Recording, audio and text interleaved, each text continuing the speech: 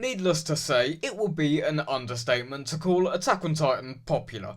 But one negative of such immense popularity is controversy, and a whole lot of it. Let's face it, it's inevitable, and in the case of Attack on Titan, there are few characters as dividing and hated as Gabi. But for me personally, Gabi is one of the best written characters in all of Attack on Titan, a series with certainly no shortage of incredible characters, but Gabi in particular, I've always found interesting. In fact, her controversy within the community galvanizes this fact even more. So with that being said, let's get into it, why don't we? Take a nice step back and have a look at Gabi's character and the significance of her role within Attack on Titan. And I should make it clear, major spoilers coming up, particularly for Season 4, although I won't spoil anything still upcoming in the manga. Okay, let's begin. One of the best elements of Isayama's writing is the gradual shift in perspective. Take Season 1 for example, and how black and white it is. Humans are good, Titans are bad. It's as simple as that. An incredibly shonen-y premise, not too dissimilar to the likes of other anime, with a more clear-cut divide on who are the protagonists and who are the antagonists. But then, as the seasons fly by, we see a shift. And by Season 4, the once definitive line between good and bad is blurred into non-existence, with Gabi being one of the key factors that influences this. You have a child of war effectively raised on the battlefield, and as with most other Eldians living under Malian subjugation, she's indoctrinated into Mali's regime, fed infinite amounts of anti-Eldian propaganda, and all that plus being, well, a 12-year-old, means we have an incredibly naive and ignorant character. She is a terrifying reminder on a dystopian level of state control over the individual. In early Season 4, we see this straight away. She lacks any form of autonomy. Her goals are Marley's goals. Her values are Marley's values. Her hatred is Marley's hatred. And that brings us back to the key point of the whole Eldia-Marley dynamic to begin with. Who is the legitimate villain? Those who are ignorant of the outside world, or those who are still somewhat ignorant of the outside world? As I said, the use of perspective is vital to Attack on Titan's writing, and this is no more evident than during the scene. The main reason people hate Gabi so much, her killing of Sasha, one of the most beloved characters in the series. Obviously, this scene is gut-wrenching, as it's supposed to be, one of the most emotionally impactful deaths in an anime where deaths are commonplace, so of course there is good reason to dislike Gabi. I mean, she just murdered Sasha for God's sake. But is there reason to dislike her character itself and the significance she plays? No, I don't think so. Put yourself in her shoes. To put it lightly, she's a naive kid, driven entirely by impulses without any regard for any inevitable consequences. She's a Season 1 character in Season 4, a black and white perspective on morality, in which for her, someone like Sasha is the epitome of evil. From her perspective, there's obviously a firm, clear divide as to who is quote-unquote bad. She's clearly a product of the society she lives in, a stark contrast to her older cousin Reiner, one of the few Eldians able to evaluate both perspectives and recognise Marley's corruption. But meanwhile, Gabi is completely and utterly brainwashed. She's delusional. Laughing hysterically upon brutally killing people is certainly not a morally grounded response when it comes to murder, enemy or not. She clearly has an incredibly warped morality complex in early Season 4. And of course, this is a sign of her indoctrination. You can almost see her as a microcosm of Marley itself, an embodiment of the Marleyan state as a whole. As I said, Marley's hatred is her hatred. If the devils of Paradise are all that she's been taught, obviously she's gonna follow that belief. It's a disturbing look at the corruptive effects of ignorance. Whereas someone like Reiner is no longer ignorant, having been on both sides of the conflict, and therefore having a balanced understanding of both sides, Gabi is corrupted right to the core. Her lack of any remorse makes this evident, and makes her an eerily believable character. It's not too hard to imagine an ignorant young child without any sense of purpose, forced and brainwashed into some sort of totalitarian regime like that of Marley in Attack on Titan. And one of the main reasons people dislike her so much is this lack of remorse. But it's to be expected, no?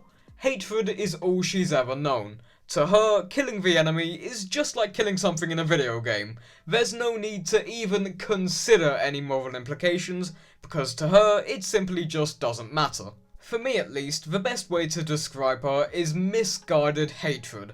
Misguided because instinctively she is a good person.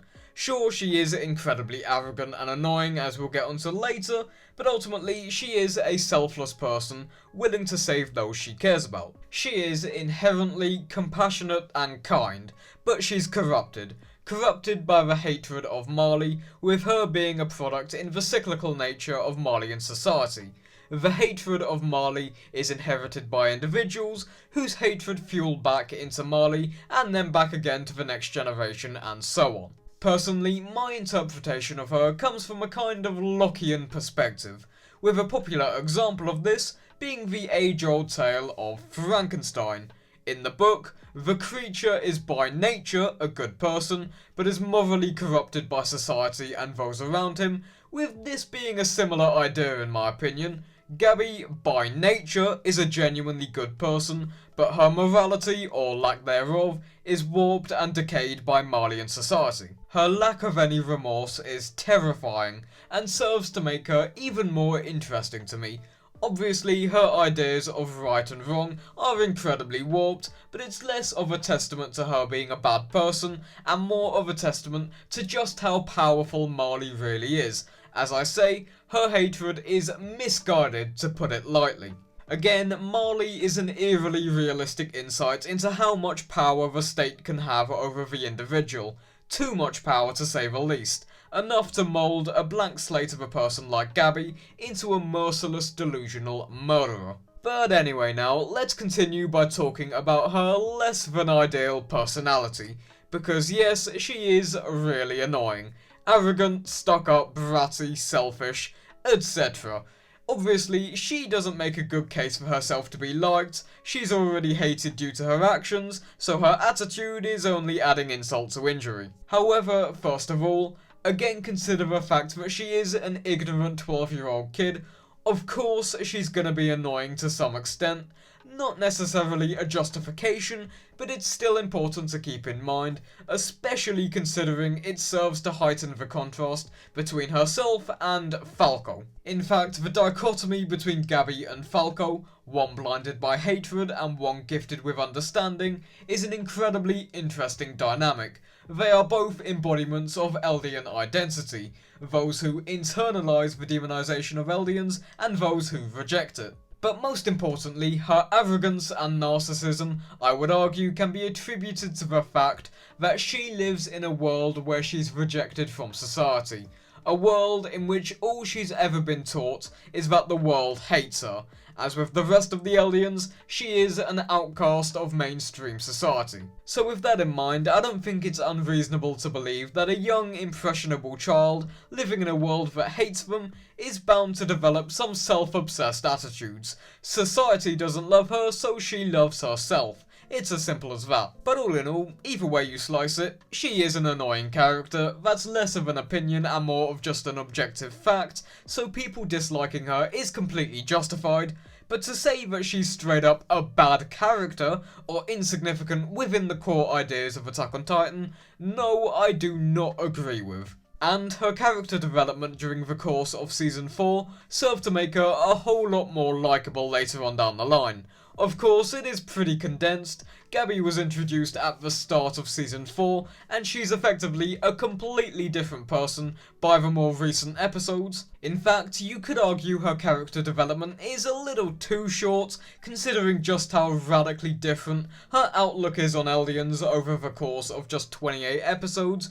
But even still, I do think her development is handled pretty well, all things considered. We see a gradual realization. Her coming to terms with the fact that her actions have consequences. Severe consequences in this case. To her, Eldians within Paradise are only known by name. Devils, a race of subhumans who exist on some far distant land. From her naive perspective, her outlook on Eldians within the walls would be like something out of folklore. a fairy tale, a legend about some evil species living on Paradise. It's only when she comes face to face with our protagonists, she realises that they are ultimately the same. Again, the destructive effects of ignorance, an idea that underpins the entirety of Attack on Titan. But anyway, her meeting with the Browse family and the subsequent scenes in the restaurant, the start of the rumbling all the way up to the most recent episodes, helped to humanise her that much more. We observe a gradual shift in her perspective, from that of blind hatred to a much more sympathetic and understanding nature, essentially subverting her entire place within the narrative by this point, flipping the entire basis of her character on its head. And furthermore, it doesn't seem too forced, at least in my opinion. Her development over the course of Season 4 isn't instant.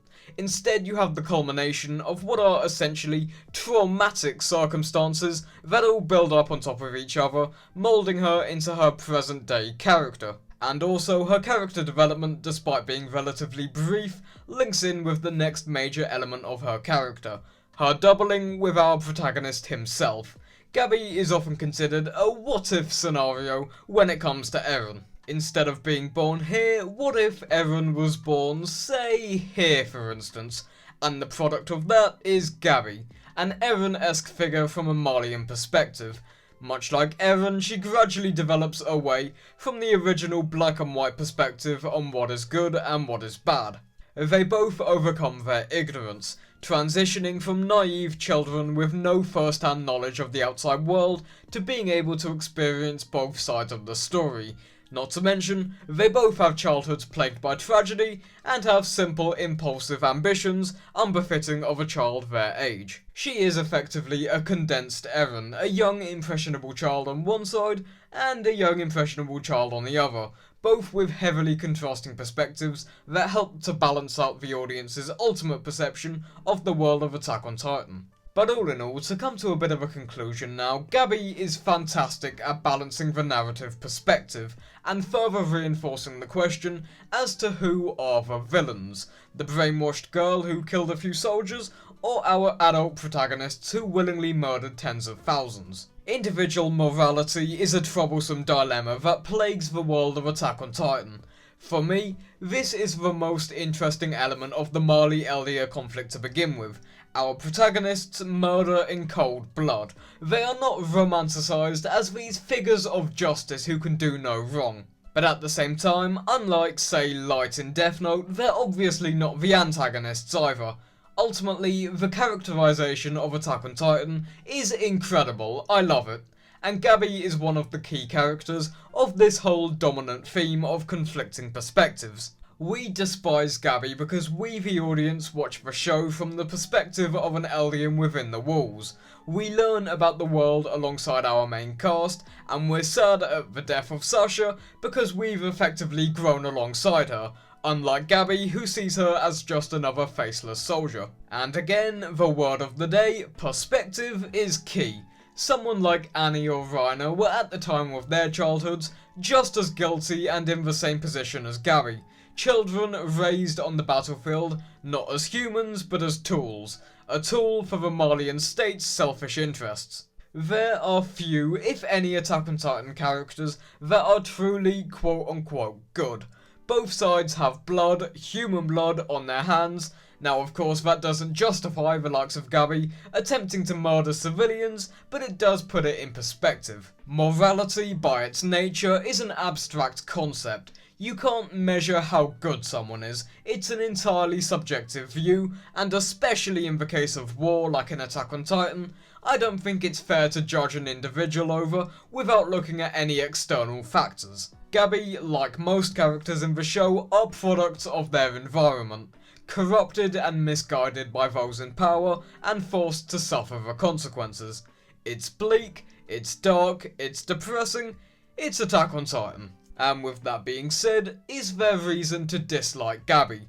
Yeah, I think so. At the end of the day, she still is an annoying little brat no matter which way you look at it, but is she a bad character? No, absolutely not. This video isn't to win people over to start liking Gabi per se, instead it's to emphasise her significance. which for me cannot be overstated in the slightest. Of course, this video is all subject to my personal view. Tell me what you think in the comments below, and with that out of the way, I'll be back in the next video. See ya!